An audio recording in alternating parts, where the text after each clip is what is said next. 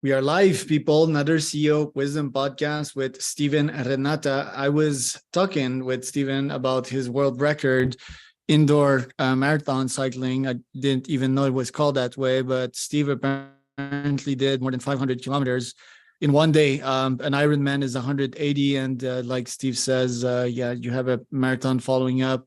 That means that it's a very large distance. Can take from 4 to 5 hours. Steve did it in 24. He did it as a stunt for a past company of his, Les Mills International.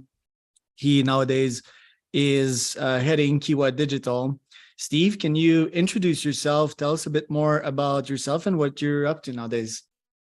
Kia ora, everybody. That's the Indigenous greeting here in New Zealand. Yes, I'm the managing director and co-owner of Kiwa Digital, which is a creative cultural services agency. We've been in existence for about 20 years, and we have sort of two parts to the business. One is we develop and license software that's used for localization by audio post-production studios worldwide. And what I mean by that is studios that do a lot of the work for Netflix, Amazon, Disney, major broadcasters, particularly for dubbing. That's a big thing now, which is obviously similar to, in some ways, to subtitling. But dubbing's become quite a big industry in the last few years, driven a lot by Netflix, who are doing a great job with that. So if you saw Squid Game as an example, Squid Game was a Korean television series, was dubbed into many languages, one of those being English. And the software that was used for the English dub was VoiceQ, our software. The other side of the Kiwa business is we develop software that helps us to create apps, native digital apps, native meaning that once you download it from the various stores to your smart device, you don't need Wi-Fi to operate it. And these apps are particularly useful in an education sense. So we do a lot of work with the New Zealand government across the public sector, helping them with their cultural uplift. So here in New Zealand, our Indigenous people are the Māori people. And so the rise of Te Reo Māori, the Māori language, and Tikanga Māori, Māori protocols has become quite prominent across the public sector. And so these apps that we create are helpful to teach and educate staff who are trying to get better with their cultural capability. We also apply that to other languages and cultures, of course. So Pacifica is really big here in New Zealand, which is encompassing 11 nations. But the technology itself applies to any language. So it's not just Māori and Pacifica. We can do any language or culture that exists. Why are you so ambitious, and why do you work nowadays? I think ambition is one of those things that you're born with. I always was an inquisitive person. I think part of the ambition starts with curiosity. And if you're curious enough and you want to learn more, get more, then you have to do more. So that drives, I guess, the work ethic. I came from a very modest, humble background. We were definitely not the richest family in the small town that I grew up in. And so I got to appreciate pretty quickly that there's always possibility to do more and have more, but you have to put the work in. Why do I work as hard as I do now? I don't know any other way of doing it. You know, I think a bit like if you've ever been a top sports athlete and you've trained at a certain level and you've played at a certain level or competed at a certain level, that becomes part of your DNA that probably carries on with you into business and other parts of your life. So that's just how I'm wired. Right. See that you love spending time with your childrens as well. How do you make sure to stay efficient as a CEO? I've sort of learned through trial and error. I've been in, if you like, senior management roles for half of my working life. So I'm 57 now. So I've sort of, for 25, 30 years, I've been in these management type roles. And it probably took me 10 years to figure out that to be a great, sustainable leader, the first thing you have to do is take care of yourself, which for some listeners might sound a little bit selfish. But what I mean by that is I learned by making mistakes, but also by getting some mentorship from people who are far more experienced than I, that you really need to take care of your health. And it's simple stuff, it's about making sure you got the right nutrition, making sure you get the right type of activity, making sure that you get sleep. Quality sleep is one of the most critical things, particularly as you get older. And obviously getting enough time that's outside of your actual work. It all sounds pretty easy, getting the balance of work and life, but actually it's hard. The stresses of life can distract you and push you into being excessive in the areas that are ultimately unhealthy for your overall life. So, looking at those basics and checking in, so that my mantra is the most important appointment I have every day is with myself. That's the first appointment of the day. And usually for me, what that means is I go to the gym. So I will do a workout pretty much every morning if I can. That means getting up early, whether that's 30 minutes, an hour, whatever's appropriate, strength training, cardio, stretching, doesn't really matter what the type of activity is. It's just making sure that I get that 30 to 60 minutes every day at the start of the day so that I can get myself set for what's coming, whether that's family-related issues, whether that's work-related issues. And what you find is that the fitter you are and the better health you are, you can deal with the challenges of daily life.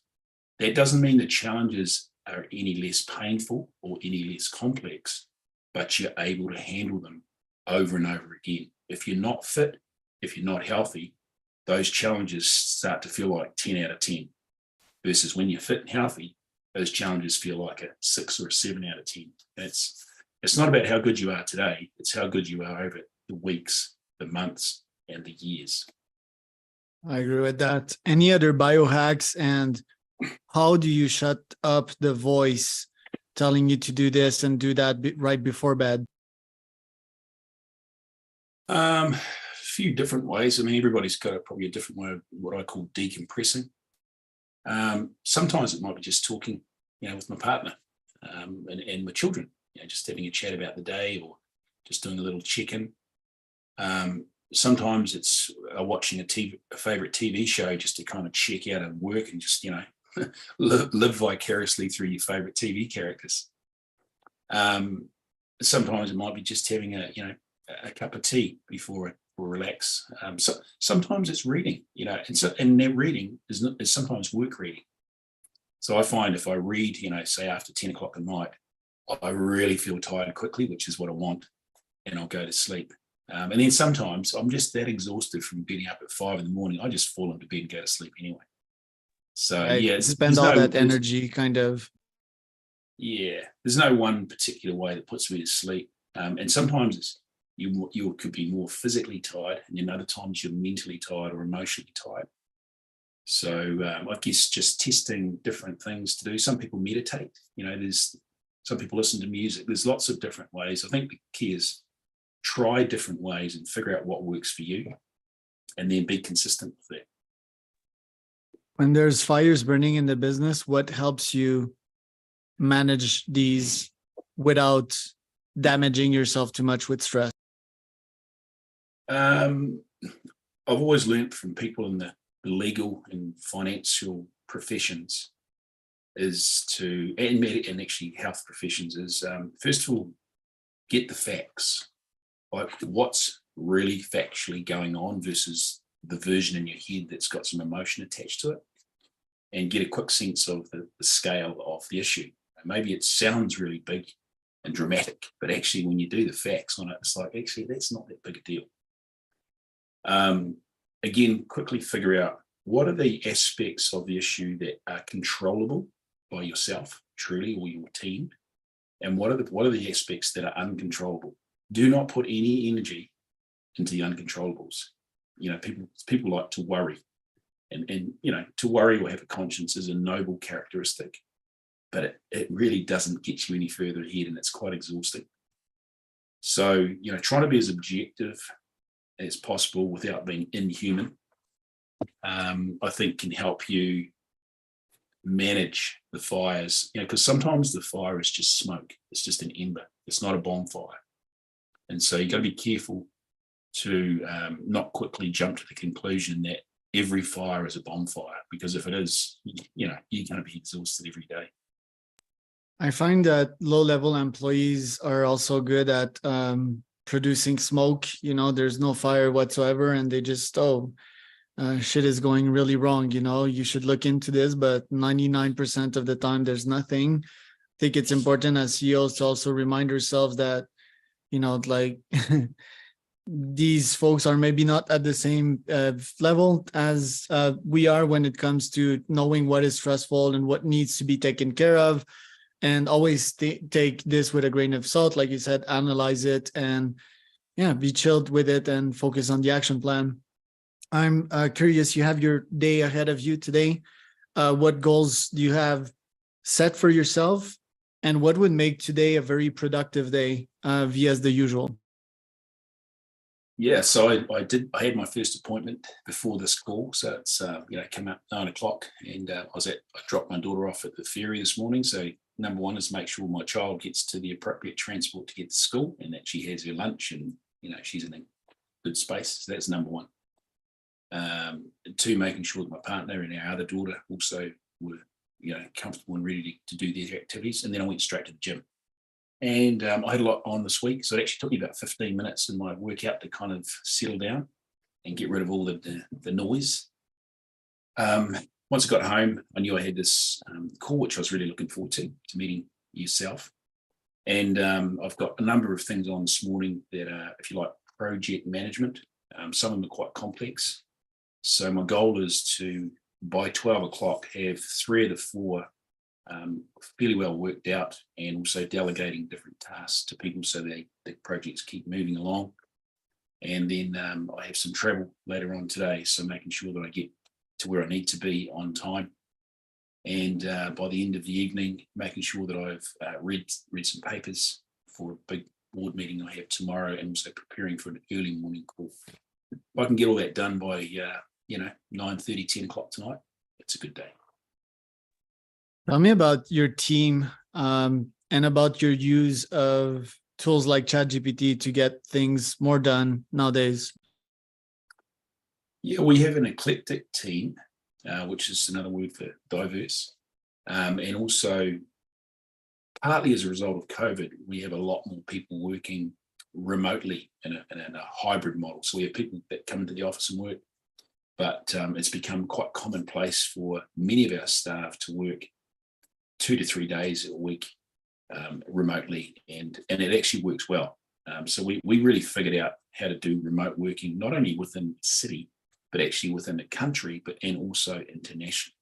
So right now, one of my colleagues is working from the UK. I'm here in New Zealand. I have another contract worker in Spain, and then we've got people all throughout the country here in New Zealand. And the beauty of having things like Zoom and Teams and so forth, it really allows you to be pretty efficient with time, because you reduce travel time. And living here in Auckland, which is probably like any other major city in the world, traffic is a real issue. So you can lose, 1 to 2 hours a day just getting from A to B. And invariably, in majority of the cases, when you get to work, the first thing you're going to do is sit down at a computer screen and do some task. So I'm like, why do you need to drive an hour to sit at a screen if you can do it from home? So the technology, video conference technology, I think is 10 out of 10. We use other technology too. So Salesforce is a really important one for us with our commercial side. We use Trello for our project management, just making sure that all the tasks are documented, everybody knows what's going on, and there's lots of collaboration. And then we're just starting to use a bit of chat GPTs. And I think as time goes by, probably the usage of that will go up. Right now, it's not a primary piece of technology for us. We don't require it. But I can see, from various examples that over time, there definitely will be some instances where we will use it. Tell me about your tribal leadership lens that you constantly put on to manage and guide the team. Yeah, so in essence, that is kind of an approach that looks a lot more at values to start with. So what are the values of the organization, the agreed values? And then what are the values of the individuals? and the different roles that they have, and essentially, are they aligned? Because the values influence and drive behavior. So if the values are off, the chances are the behavior is going to be off, and therefore the outcome is going to be off, or maybe the process as well. So I sort of try to, when I'm looking at, managing people, leading people, which my version of all that is influencing. I think if you take a compliance approach to leadership, you're going to need to walk around with a stick every day and, keep banging people on the head with it. I don't have time for that. I don't have patience. And as a former team sports player, I need to know that the people that are on the team with me know how to win the game, are prepared to put the time, the effort, the skills, and also understand how each other is performing in their different roles, because it's about the team winning, not the person who scores, the try or the field goal. So that's the tribal leadership approach. The other thing too is, with a tribal leadership approach, I'm sort of applying a little bit of my Indigenous culture, which is Māori. And we tend to sort of work on a whānau, or a sort of a family spirit to it. So in the same way that you might, have a relationship with your grandparents, but also with your cousins, obviously your parents and guardians and brothers and sisters, we sort of try to bring some of that into how we act, because we're a small company. We typically never have more than 16 full-time staff, obviously a range of contractors. So we can actually operate a bit like a big family. And I think in a world where people are sort of spread out, social media kind of takes over people's lives, we do find that people want to connect in an authentic way, particularly the young staff. And so if they can get a sense of that they're working for an organisation, a company that feels and sounds and treats them like family, you tend to get better performance from, they tend to have more empathy. They tend to be more resilient. They tend to want to achieve at a higher level. Now, this approach takes more time. You need to have more patience, and you need to have more conversations, because you can't have a tribal approach, a whānau approach, a values approach without more discussion. It just doesn't work that way. So if you're a leader that wants to go down that path, the first thing I encourage you is to understand there's going to be more talking, which might feel, if you're a real driven, time-orientated person, that you're never getting to the end goal. But the outcome long-term of more conversations around these types of subjects is you get a better output. So, that's kind of the approach that I've tended to use. Your team is culturally diverse.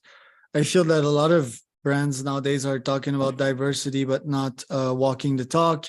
They're just doing it for marketing ROI and PR. What's the advantage of having diversity in a team? It is a big talking point. And I do think some organizations feel under pressure to recruit and retain based on diversity and inclusion. And diversity is one word that has a lot of meanings. So one approach to this is defining it by ethnicity. So saying, I have a lot of staff with different ethnicities. That's one way you can measure it. Another way you could measure it, saying I have a lot of staff with different genders, gender types, particularly with the rise of the LGBT community. I have a diverse staff by ability or disabilities, right? So with Kiwa, because we are working in the cultural space, it's made sense for us to have diversity by ethnicity, because our clients are diverse in their ethnicities. So as an example, we have Māori staff, so people who identify with the Indigenous race of our country. We have staff that have Pacific, Samoan, Tongan. We have staff of Asian descent, particularly Chinese, Korean. We have staff that are Pākehā or New Zealand European descent. We have a contractor that's Spanish. And so because our clients are varied and diverse in their ethnicities, we're reflecting that with our staff. So if we're dealing with a Pacifica client, a Samoan client, it's helpful having a staff member who speaks Samoan. who can deal with them in a customer relations way. In the same way for me, being part Māori, I deal with a lot of our Māori clients. And so one is it's authentic. Two is you need to be able to speak a bit of the language to deal with the client. So ethnic diversity is probably our highest priority.